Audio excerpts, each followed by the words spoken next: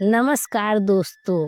भगवान श्री कृष्ण ने बताया है कलयुग का अंत कैसे होगा, कलयुग के क्या लक्षण हैं, कलयुग में स्त्री और पुरुष कैसे होंगे, उनकी आयु कितनी होगी, कलयुग का अंत किस प्रकार से होगा और अभी कितना समय बाकी है। तो चलिए बिना देरी किए जान लेते हैं। महाभारत के युद्ध की समाप्ति के पश्चाताप जब धर्मराज युधिष्ठिर हस्तिनापुर के सिंहासन पर आसीन हुए तो उनके मन में सृष्टि के भविष्य को लेकर अनेक चिंताएं उठने लगी। द्वापर युग अब समाप्त होने की कगार पर था और कलयुग के आगमन के संकेत मिलने लगे थे। युधिष्ठिर यह सोचकर व्याकुल हो उठे कि कलयुग में मानव का जीवन क्या होगा और धर्म की क्या स्थिति रहेगी। अपने मन की इस चिंता का समाधान पाने के लिए उन्होंने अपने चारों भाइयों भीम, अर्जुन, नकुल और सहदेव के साथ भगवान श्री कृष्ण के पास जाने का निश्चय किया। युधिष्ठिर ने अपने भाइयों को बुलाया। अर्जुन ने चिंतित स्वर में पूछा, हे बड़े भ्राता, आप इतने चिंतित क्यों दिखाई दे रहे हैं? क्या किसी शत्रु ने हमारे राज्य पर आक्रमण करने का दुस्साहस किया है? यदि ऐसा है तो आप बस आज्ञा दीजिए, मैं अभी जाकर उन सभी का नाश कर दूंगा। युधिष्ठिर ने एक गहरी सांस लेते हुए कहा, प्रिय अर्जुन, मैं तुम्हारे पराक्रम से भली भांति परिचित हूँ। इस पृथ्वी पर कोई भी राजा इतना साहस नहीं कर सकता कि हस्तिनापुर पर आक्रमण करने का विचार भी करे। लेकिन मेरी चिंता किसी बाहरी शत्रु के बारे में नहीं है। भीम, जो हमेशा से ही अपने बड़े भाई की हर चिंता को साझा करते थे, बोले, फिर क्या बात है बड़े भैया? आपकी चिंता देखकर हमारे मन में भी अनिश्चितता और भय उत्पन्न हो रहा है। कृपया हमें शीघ्र बताइए, कौन सा संकट हमारे सामने है? युधिष्ठिर ने नम्र स्वर में उत्तर दिया, भीम, तुम सत्य कह रहे हो। एक भयंकर संकट सचमुच आने वाला है। मैं कलयुग के आगमन के विषय में सोचकर चिंतित हूँ।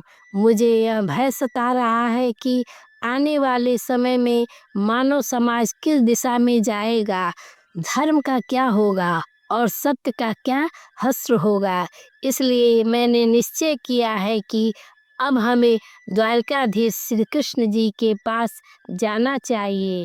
केवल वही हमें इस चिंता से मुक्त कर सकते हैं। सभी पांडवों ने युधिष्ठिर की बात पर सहमति प्रकट की। अर्जुन ने कहा, आप सत्य कह रहे हैं भैया। श्री कृष्ण ही इस समय सबसे अधिक ज्ञानी और भविष्य के ज्ञाता हैं। हमें शीघ्र ही उनके पास चलना चाहिए। भीम ने भी उत्सुकता से कहा, हे धर्मराज, मैं आपके साथ हूँ। हम सब द्वारिका चलकर श्री कृष्ण से परामर्श करेंगे। इस प्रकार से विचार करके सभी पांडव द्वारिका की ओर प्रस्थान करने लगे। वे पवित्र नगरी द्वारिका में पहुँचे, जहाँ श्री कृष्ण ने उनका स्वागत किया। श्री कृष्ण के पास पहुँचते ही युधिष्ठिर ने उनके चरणों में प्रणाम किया और कहा, हे केशव, आपको बार बार नमस्कार है।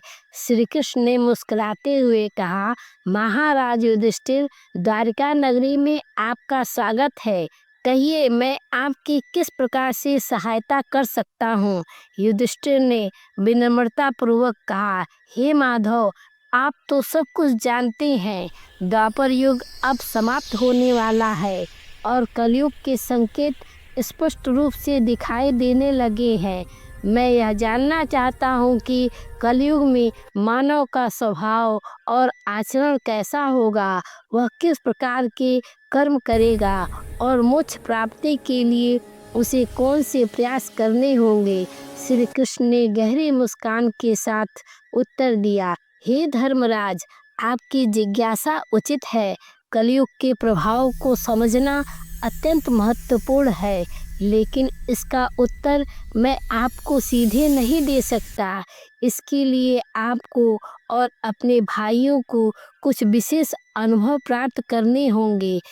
युधिष्ठिर ने उत्सुकतापूर्वक पूछा, हे केशव, आप जिस प्रकार की परीक्षा की बात कर रहे हैं, उसके लिए हम क्या करें?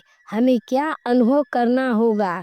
श्री कृष्ण ने कहा, हे महाराज, आपको और आपके चारों भाइयों को अलग अलग दिशाओं में स्थित घने और भयानक वनों में जाकर कुछ विचित्र और अद्भुत चीजें देखनी होगी। जब आप वहां पर कुछ असामान्य घटनाओं का अनुभव करेंगे तो उन्हें वापस आकर मुझे साझा करें।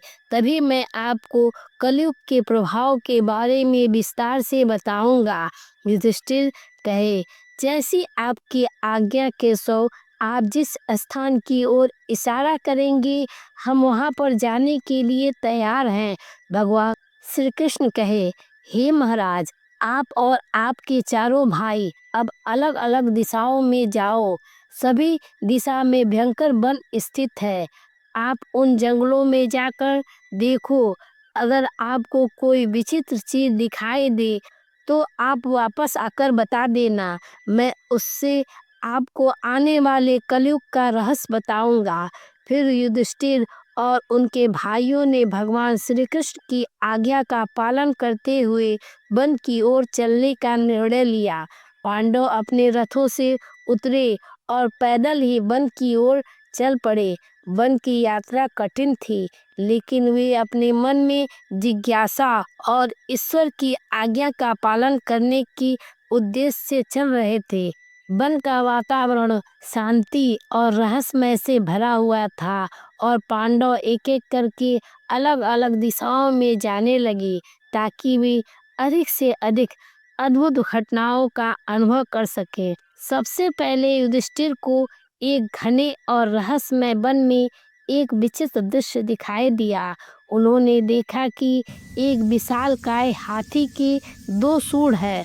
वह हाथी अपने दोनों सूंडों से वनों के पेड़ों को उखाड़ रहा था, मानो उसकी शक्ति अद्वितीय हो।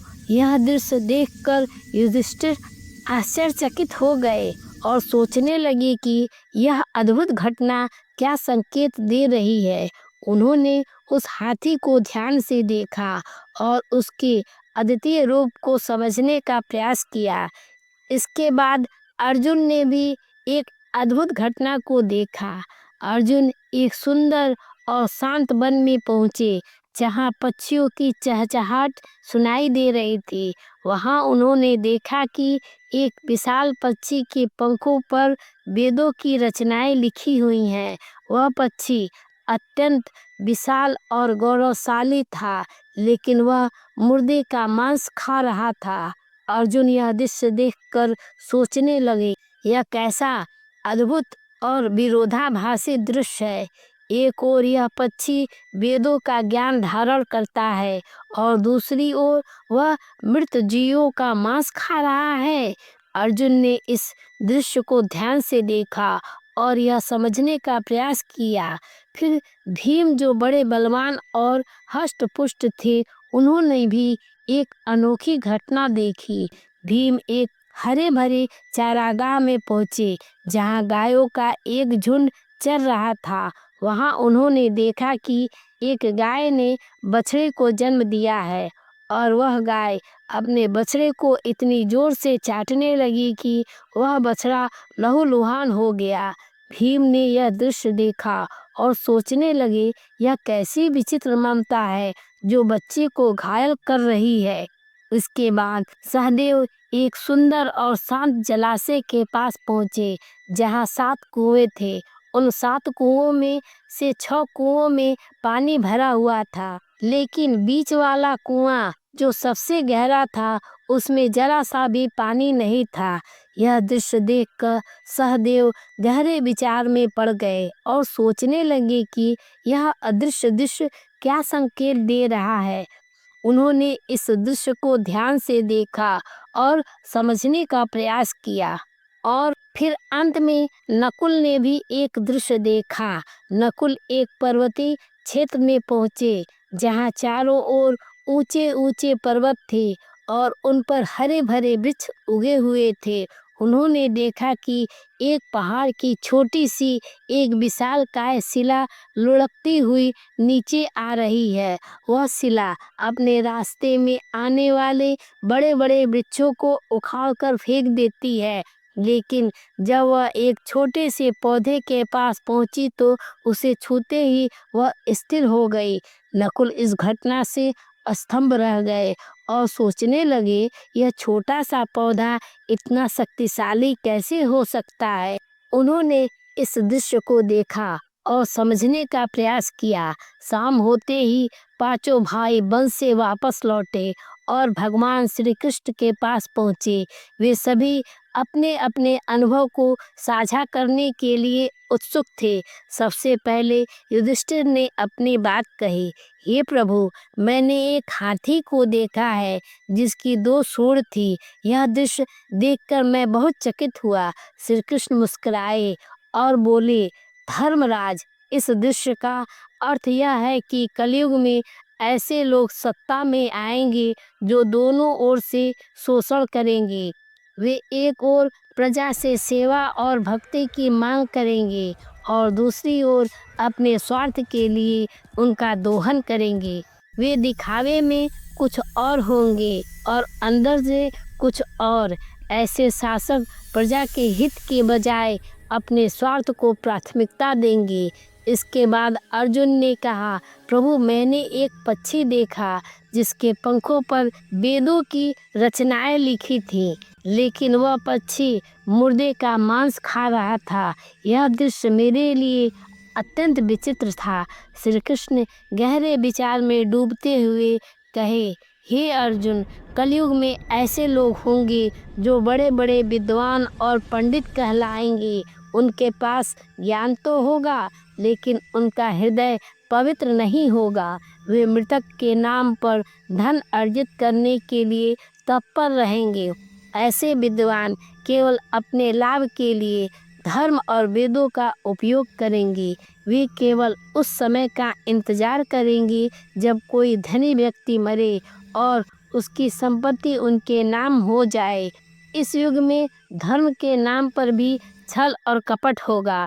फिर भीम ने अपनी बात कही, प्रभु, मैंने देखा कि एक गाय अपने बछड़े को इतनी जोर से चाट रही थी कि वह लहूलुहान हो गया। यह दृश्य मेरे लिए बड़ा विचित्र था। श्री कृष्ण ने गंभीरता से उत्तर दिया, भीम, कलयुग में माता पिता अपने बच्चों के प्रति इतनी ममता और मोह दिखाएंगे कि वे उनके विकास का मार्ग ही बाधित कर देंगे। अत्यधिक स्नेह और सुरक्षा के कारण बच्चे आत्मनिर्भर नहीं बन पाएंगे और वे जीवन में आगे बढ़ने के बजाय मोह माया के जाल में फंसकर रह जाएंगे। माता पिता की ममता उनके बच्चों के लिए ही बाधा बन जाएगी और बच्चे आत्मनिर्भर बनने के बजाय कमजोर हो जाएंगे।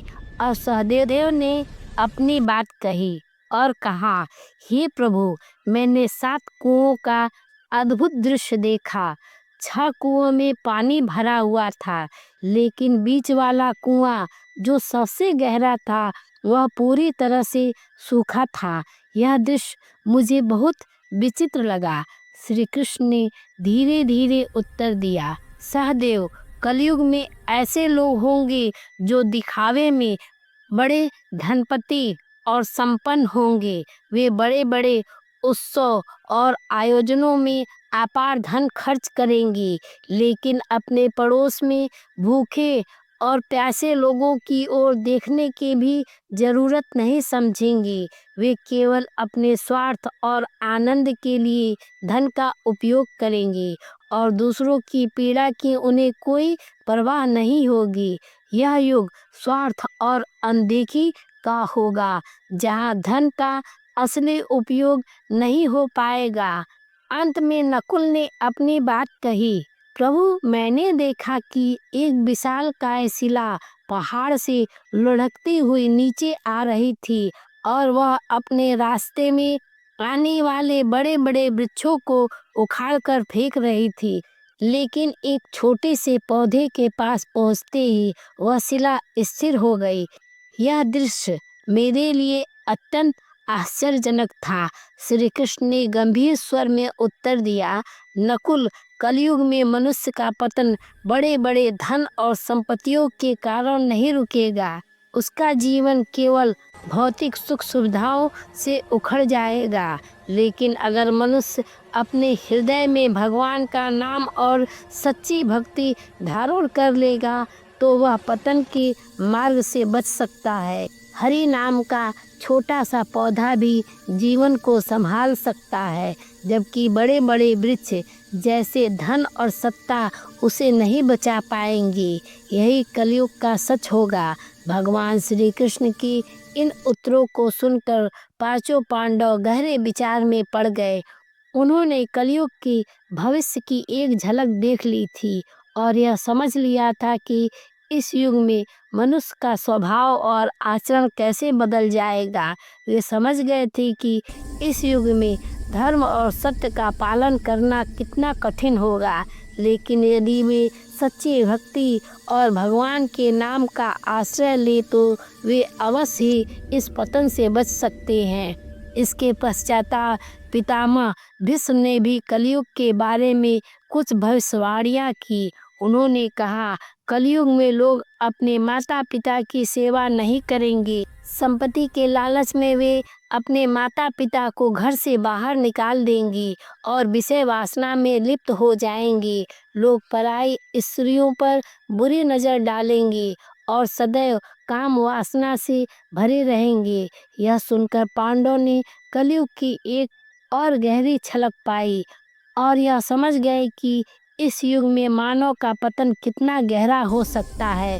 उन्होंने यह भी जाना कि धर्म और सत्य के मार्ग पर चलते हुए भी वे इस युग की कठिनाइयों का सामना कर सकते हैं। इसके अलावा गरुड़ पुराण में भी कलयुग के अंत का वर्णन मिलता है।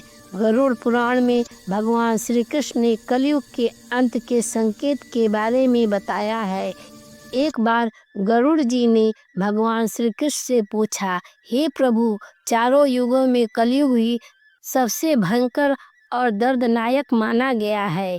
इस कलयुग का अंत कैसे होगा और इसके अंत के समय कौन से संकेत दिखाई देंगे? श्री कृष्ण जी ने गरुड़ की ओर देखकर उत्तर दिया, गरुड़, कलयुग का अंत अत्यंत भयानक और विनाशकारी होगा।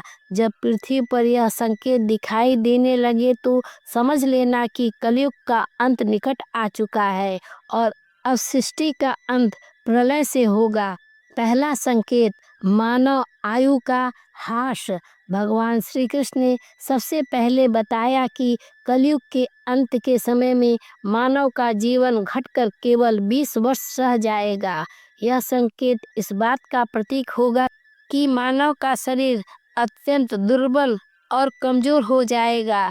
जब मनुष्य मात्र 12 वर्ष का होगा तभी उसके बाल सफ़ेद हो जाएंगे और उसका शरीर झुर्रियों से भर जाएगा। यह संकेत इस बात का प्रतीक होगा कि कलयुग में मनुष्य की शारीरिक और मानसिक शक्ति का पूर्ण पतन हो जाएगा। इसके अलावा उस समय की स्त्रियां 8 या 9 वर्ष की आयु में ही संतान को जन्म देने लगेंगी। यह स्थिति समाज में एक अस्वाभाविक और असंतुलन की ओर इशारा करती है। स्त्रियों का शरीर अत्यंत क्षीण और छोटा होगा, लेकिन उसकी भोजन की लालसा अत्यधिक होगी। वे कम संतान को जन्म देंगी और अत्यंत क्रोधी स्वभाव की होंगी। वे अपनी संतान का पालन पोषण करने में भी असमर्थ होंगी, जिससे समाज में अव्यवस्था और असंतोष का माहौल बनेगा। दूसरा संकेत, पतिव्रता स्त्रियों का लोप। भगवान श्री कृष्ण ने दूसरा संकेत बताते हुए कहा कि कलयुग के अंत समय में पतिव्रता स्त्रियां कहीं दिखाई नहीं देंगी। एक ही स्त्री कई पुरुषों से विवाह करेगी। यह स्थिति समाज में नैतिकता और सदाचार का ह्रास होने का प्रतीक है। इसके अलावा लोग पूजा पाठ, श्राद्ध, अंतिम संस्कार, मुंडन और विवाह जैसे धार्मिक और सांस्कृतिक कार्यों का परित्याग कर देंगे। जल के अभाव के कारण लोग स्नान भी नहीं करेंगे और अशुद्ध ही रहेंगे। कलयुग के अंत में लोग केवल मांसाहार का ही सेवन करेंगे और कोई भी सात्विक आहार ग्रहण नहीं करेगा। इस युग में लोगों के वस्त्र चमकीले और तने हुए होंगे, जो उनके भौतिकता के प्रति आकर्षण और आध्यात्मिकता को दूर होने का संकेत है। तीसरा संकेत, वृक्षों का फलहीन होना। भगवान श्री कृष्ण ने तीसरा संकेत बताया कि कलयुग के अंत में वृक्षों में फल आना बंद हो जाएंगे, सभी वृक्ष फल रहित हो जाएंगे और सृष्टि में हर तरफ केवल शमी के वृक्ष दिखाई देंगे। मनुष्य शाकाहार को त्याग कर केवल मांसाहार का सेवन करेंगे। इस युग का भोजन तामसिक और रोग उत्पन्न करने वाला होगा, जिससे लोग जल्दी ही बूढ़े होकर मृत्यु को प्राप्त हो जाएंगे। कलयुग में मनुष्य गाय की पूजा करना बंद कर देंगे और गायों को केवल दूध और मांस के लिए पाला जाएगा। यह संकेत समाज में धर्म, नैतिकता और प्रकृति के प्रति सम्मान की कमी का प्रतीक होगा। चौथा संकेत, अल्पवृष्टि। श्री कृष्ण ने चौथे संकेत के रूप में कहा कि कलयुग के अंत समय में अल्पवृष्टि होगी, अर्थात बहुत ही कम बारिश होगी। खेतों में अनाज नहीं उगेगा और धान्य का आकार बहुत छोटा हो जाएगा। फलों में रस भी उत्पन्न नहीं होगा। मनुष्य भूख और प्यास के कारण तड़प कर मरने लगेंगे। इस स्थिति में मनुष्य को केवल बकरियों का दूध ही प्राप्त होगा। यह संकेत समाज में प्राकृतिक संसाधनों की कमी और जीवन की कठिनाइयों को दर्शाता है। पांचवा संकेत, 7 सूर्य और प्रलय। अंत में भगवान श्री कृष्ण ने सबसे भयानक संकेत का वर्णन किया। उन्होंने कहा कि जब कलयुग का अंत निकट होगा, तब भगवान विष्णु सूर्य की किरणों में विराजमान होकर पृथ्वी का संपूर्ण जल सोख लेंगे। आकाश में चारों तरफ 7 सूर्य दिखाई देंगे। इन सभी सूर्य के प्रभाव से संपूर्ण सृष्टि जलकर खाक हो जाएगी। तत्पश्चाताप रुद्र रूपी भगवान विष्णु संपूर्ण संसार को दग्ध करके अपने सांस से मेघों को उत्पन्न करेंगे। यह मेघ भयंकर गर्जना करते हुए अगले 100 वर्षों तक आकाश से जल की वर्षा करेंगे, जिससे सृष्टि की वह भयंकर अग्नि शांत हो जाएगी। अग्नि शांत होने पर यह मेघ संपूर्ण जगत को जल में डुबो देंगे, जिससे संपूर्ण सृष्टि का अंत हो जाएगा। श्री कृष्ण जी ने गरुड़ जी से यह कहा, यह दृश्य इतना विनाशकारी और भयावह होगा कि समस्त संसार जलकर राख हो जाएगा, संपूर्ण जगत ध्वंस हो जाएगा। लेकिन यह केवल एक अंत नहीं, बल्कि एक नई शुरुआत का संकेत भी है। जब सृष्टि अपने विनाश को प्राप्त कर लेगी, तब भगवान अपनी इच्छा मात्र से एक नई सृष्टि की रचना करेंगे। यह सृष्टि पहले से अधिक शुद्ध, पवित्र और दिव्य होगी, जहाँ धर्म और आध्यात्मिकता का पुनः उत्थान होगा। यह एक चक्र है, सृष्टि पालन और संहार। जब एक युग का अंत होता है तो यह किसी नए युग की शुरुआत के लिए मार्ग प्रशस्त करता है। यह हमें यह समझाता है कि हर अंत एक नई शुरुआत का प्रारंभ है और इस नई सृष्टि में वही जीवित रहेंगे जिन्होंने धर्म और सत्य का पालन किया। इस प्रकार से कलयुग का अंत होगा और फिर परमात्मा अपनी इच्छा मात्र से पुनः सृष्टि की रचना करेंगे। यह ज्ञान हमें सिखाता है कि कलयुग की कठिनाइयों और चुनौतियों के बावजूद हमें सच्चे धर्म और भगवान के नाम का आश्रय लेना चाहिए। इसी में हमारा कल्याण है। तो दोस्तों, इस प्रकार से गरुड़ पुराण में कलयुग के अंत का वर्णन किया गया है। यह ज्ञान हमें चेतावनी देता है कि कलयुग के अंत समय में क्या हो सकता है और हमें इस युग में भी धर्म और सत्य के मार्ग पर चलने के लिए प्रेरित करता है। दोस्तों, उम्मीद है यह वीडियो आपको पसंद आई होगी। याद रखें, आपकी छोटी सी मदद हमारे लिए बहुत मायने रखती है। इसलिए इस चैनल को सब्सक्राइब करके वीडियो को लाइक ज़रूर करें और अपने विचार कमेंट में ज़रूर बताएं। फिर मिलेंगे एक नए वीडियो में। वीडियो देखने के लिए धन्यवाद।